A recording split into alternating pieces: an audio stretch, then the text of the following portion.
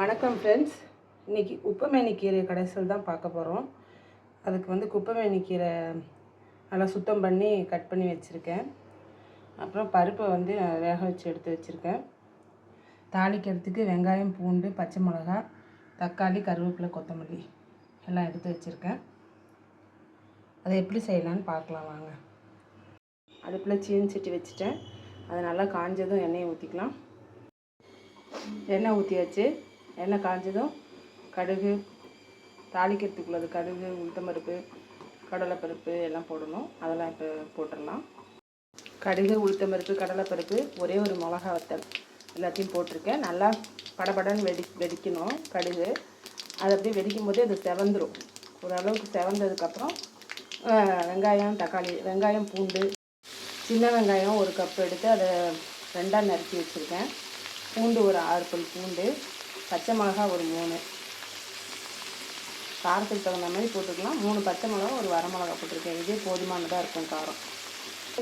கடைசலுக்கு பார்த்தீங்கன்னாக்கா பாசிப்பருப்பு தான் மேக்ஸிமம் போடணும். அது குப்பைமேனி கடைசலுக்கு பார்த்தீங்கன்னா பாசிப்பருப்பில் தான் வேக வைக்கணும். பாசிப்பருப்பு தான் போடணும்.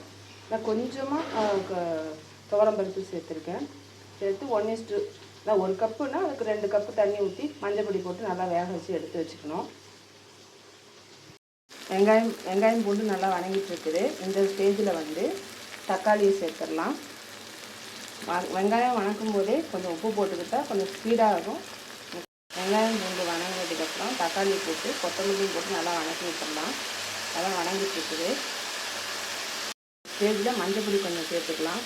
எல்லாத்துக்குமே மஞ்சள் பொடி சேர்த்துறது ரொம்ப நல்லது. நல்லா வணங்கிடுச்சு. இந்த ஸ்டேஜில் கீரையை சேர்த்துடலாம். குப்பைமேனி கீரை ரொம்ப உடம்புக்கு நல்லது. ரத்தத்தை சுத்தம் பண்ணும். அதேமாரி ஸ்கின் ப்ராப்ளம் இருந்தால் அவங்க கண்டிப்பாக இந்த கீரையை எடுத்துக்கிட்டால் சீக்கிரமாக சரியாயிடும். தோல் பிரச்சனை எதுவுமே வராது. இருக்கிறவங்களுக்கும் நல்ல ஒரு பெனிஃபிட்டாக தான் இருக்கும். அதேமாரி நல்ல ஸ்கின்னுக்கு ஒரு க்ளோ கொடுக்கும். கட்டாயம் எல்லாருமே இந்த குப்பைமேனி கீரையை வாரத்தில் ஒரு நாள் இல்லை, அட்லீஸ்ட் ஒரு 10 டேஸ்க்கு ஒன்ஸாவது எடுத்துக்கிறது ரொம்ப நல்லது. சுத்தம் பண்ணி கட் பண்ணி வச்சுக்கிற கீரையை இந்த வெங்காயம், தக்காளி வணக்கி வச்சுருக்கிறதோட போட்டாச்சு. அதோட நல்லா மிக்ஸ் பண்ணி விட்டுக்கலாம். அப்போ தான் கொஞ்சம் கீரை வணங்கும். கீரையை எப்போவுமே மூடி வைக்கக்கூடாது, ஓப்பனாக தான் வைக்கணும். தக்காளி வெங்காயத்தோடு மிக்ஸ் பண்ணி விட்டேன். நல்லா ஒரு 5 மினிட்ஸ் நல்லா அதுலேயே வெந்துருச்சு. வீட்லேயே அந்த கீரை நல்லா வணங்கிடுச்சு. எனக்கு வந்து ஒரு 2 கைப்பிடி கிடச்சிதுங்க கீரை நல்லா வணங்கிடுச்சிங்க. இந்த ஸ்டேஜில் பருப்பை சேர்த்துடலாம்.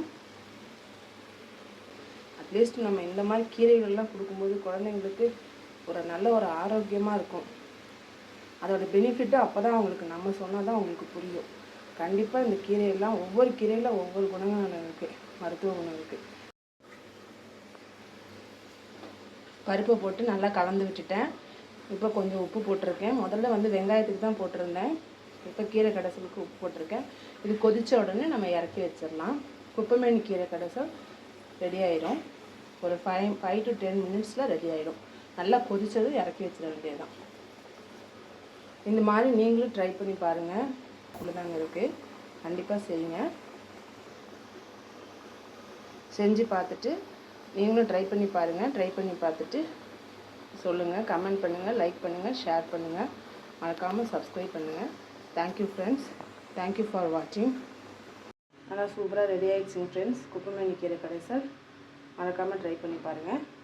Thank you friends. தேங்க்யூ ஃபார் வாட்சிங்.